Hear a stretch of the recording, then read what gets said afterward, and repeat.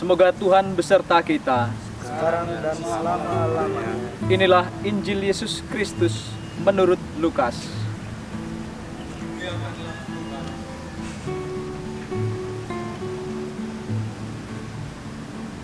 Setelah mendengar berita kelahiran penyelamat dunia, para gembala cepat-cepat berangkat ke Betlehem. Mereka menjumpai Maria dan Yusuf, serta bayi yang sedang terbaring di dalam palungan. Ketika melihat bayi itu, para gembala memberitahukan apa yang telah dikatakan kepada mereka tentang anak itu. Semua orang yang mendengarnya heran tentang apa yang dikatakan gembala-gembala itu. Tetapi Maria menyimpan semuanya itu di dalam hati dan merenungkannya. Kemudian kembalilah gembala-gembala itu sambil memuji dan memuliakan Allah karena segala sesuatu yang mereka dengar dan mereka lihat, semuanya sesuai dengan apa yang telah dikatakan kepada mereka. Ketika genap 8 hari dan ia harus disunat, ia diberi nama Yesus, yaitu nama yang disebut oleh malaikat sebelum ia dikandung oleh ibunya. Demikianlah Injil Tuhan.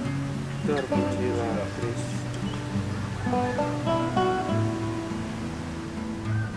Saudara-saudari yang terkasih, pada hari ini kita merayakan Hari Raya Santa Maria Bunda Allah.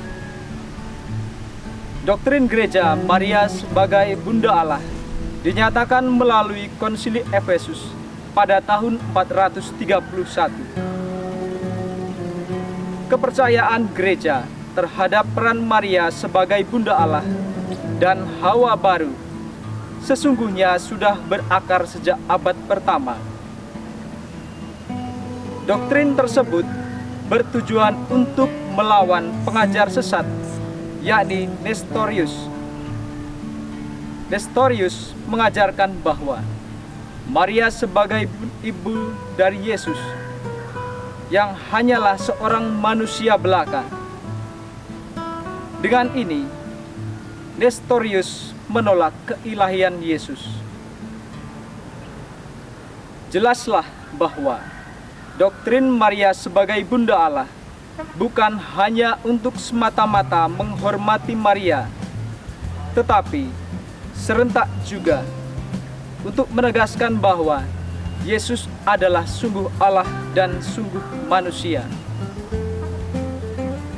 Saudara-saudari yang terkasih, Injil Lukas pada hari ini melukiskan tentang para gembala atas petunjuk malaikat Tuhan menjumpai Yesus, Sang Juru Selamat dunia.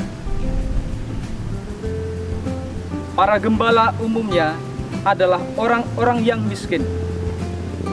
Karena mereka miskin, para gembala akan tersingkir dalam kehidupan bermasyarakat. Para gembala juga dipandang sebagai orang-orang yang tidak terhormat, diabaikan, kotor, dan tidak mengerti tentang hukum. Para gembala sebagaimana kaum Lewi yang dianggap kotor, justru merekalah yang memiliki hati yang terbuka terhadap kabar gembira dari Tuhan melalui para malaikatnya.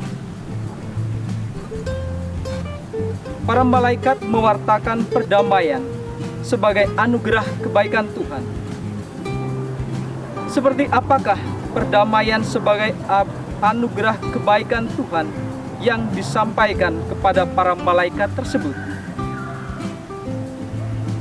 Perdamaian sebagai anugerah kebaikan Tuhan berbeda dengan perdamaian yang diupayakan oleh pemimpin suatu negara atau suatu kerajaan. Perdamaian yang diupayakan oleh suatu pemimpin bersifat semu belaka. Berbeda halnya dengan Yesus. Sesampai di tempat Yesus dibaringkan, para gembala menceritakan segala sesuatu yang telah dikatakan para malaikat. Mereka semua heran, kecuali Maria, yang justru menyimpan segala perkara di dalam hati dan merenungkannya. Inilah yang membedakan Maria dengan orang-orang pada umumnya. Pada umumnya, orang-orang langsung bertindak reaktif, sedangkan Maria menyimpan dan merenungkan segala peristiwa untuk mencari kehendak Allah.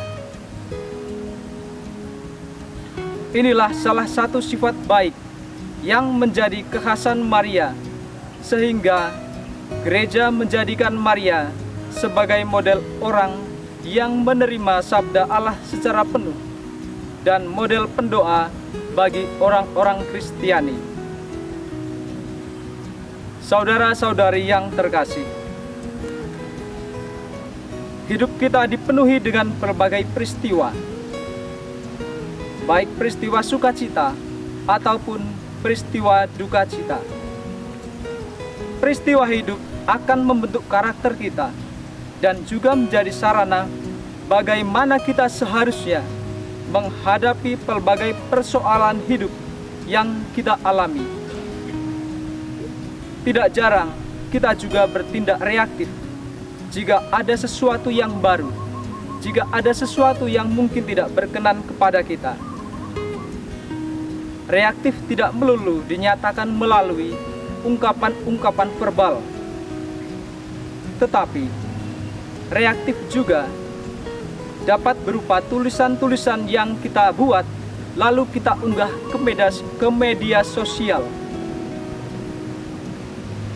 Ungkapan verbal atau tulisan-tulisan yang kita buat tersebut meliputi perasaan kecewa, bahagia, dan perasaan yang lainnya. Belajar dari Maria yang kita rayakan pada hari ini, dalam menanggapi persoalan hidup yang kita alami, janganlah kita langsung reaktif. Tetapi, marilah kita merenungkan setiap peristiwa yang kita alami untuk mengetahui kehendak Allah di dalam hidup kita. Tuhan memberkati. Amin.